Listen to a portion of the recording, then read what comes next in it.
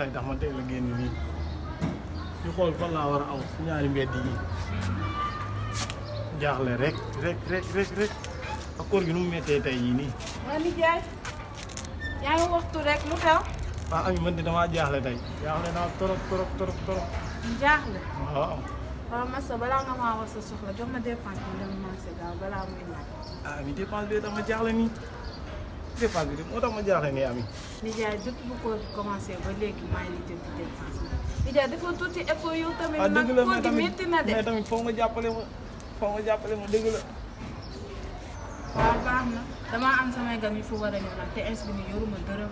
waaw sama xel dem na si sëñ Abdou waroon na ma jox 7000 francs xaaral ma dem jéem faa egg xool ba xam. waaw moom xam naa ne moom client yi ne si moom jaaxal na ma trop. si buntu kër gi rek ngay toog xaar ko fu ma mënta dem dina ñëwaat. bàyyi ma dem seeti ko rek comme yow da ngaa yàqamte da ngay am gan kay. bàyyi ma dem seeti ko rek waaw maa ngi lay xaar. waaw yow si kanam Ami. waaw.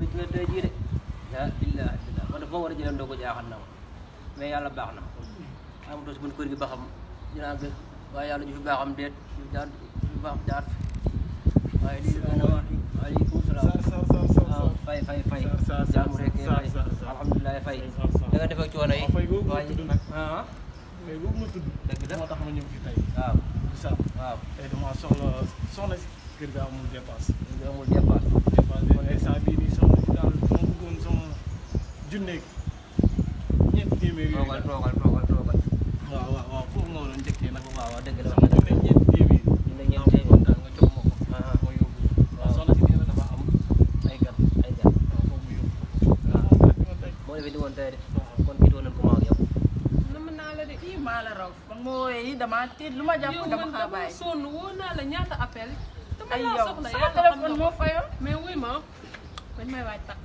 ay yow jànk loolu neex na de. non sérieux ëpp na. ay foo lii loolu moom bi mariage dootul amati buñ mariage te ba pare rek ñu koy mariage te dañ ñuy woo. waaye jànk defal naa si biir koor gi mais ba tey léppay baax incha allah. bu ñu mais koor gi dafa ànd ak dal de ii mais jànk en tout cas daal dañ koy def taxu jàq bu simple rek yaa ma gën a xam. nga yow da nga di sama doomu nday tamit. waaw mais wuy ma yii baa fàtte woo géwél yi ndax du si ñàkk na yee loolu jànk avec Mame Diarra Géwél lekk waaw buñ ko woowee ba mu ñëw sàjjal ñu. waaw ah ëpp na. li moo tax man dama lay gën bëgg daal yow da nga xam nit ñu baax yi Mame Diarra Géwél lekk ku xamul dégg nga ko.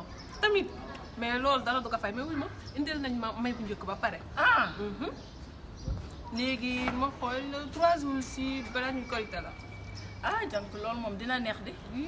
dina ëpp neex na. kay mën na ra yenu xew ba ah hôtesse yeeg. oui yëpp teg naa ko sa loxo jànk yow bu la dara ko métti teg. bu la dara métti yàqu ko nag de.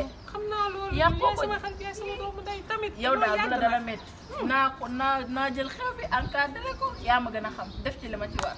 non loolu dara fay ko daal tey jaaxal nga ma daal tey moom jaaxal nga ma te bett nga ma ah dina waar de yaa ko gis tey moom bett nga ma Abdou Sall koor bi moom fii ma nekk nii Sénégal moo dëgër wax dëgg yàlla maa ngi xool ba xam man naa xool ku fi jaar ba xam c'est que nag yéen lii moo leen yàq nag bu ñu waxee ngeen ne Sénégal dafa dëgg boo leen soxlaa si nit ki mu lebal leen ba pare boo leen ko waree fa bu ñëwee pour fayee ko si ngeen ne ko amoon ba pare ngeen naa ko Sénégal dafa dëgg dëgg la dëgg bi si yéen la commencé wax nga dëgg rek waaye xam nga da ngay jàpp rek xam nga ba ci kanam a kanam ba xam man xool xanaa feeg ñuy wari man asalaamaaleykum aleykum salaam wa rahmatulah waaleykum salaam wa rahmatulah yéen a ngi si jàmm.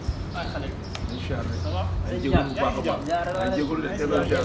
yaa ngi incha allah incha allah papa non toogal non toogal papa man de damay door a gaare ni si parking bi sax. waaw xam nga sama oto yi. sama oto bi la xale yi xamoon dóor bal. ci yoon bi noonu xam nga. bu xawoon nor ci laa doon moom laa doon xool.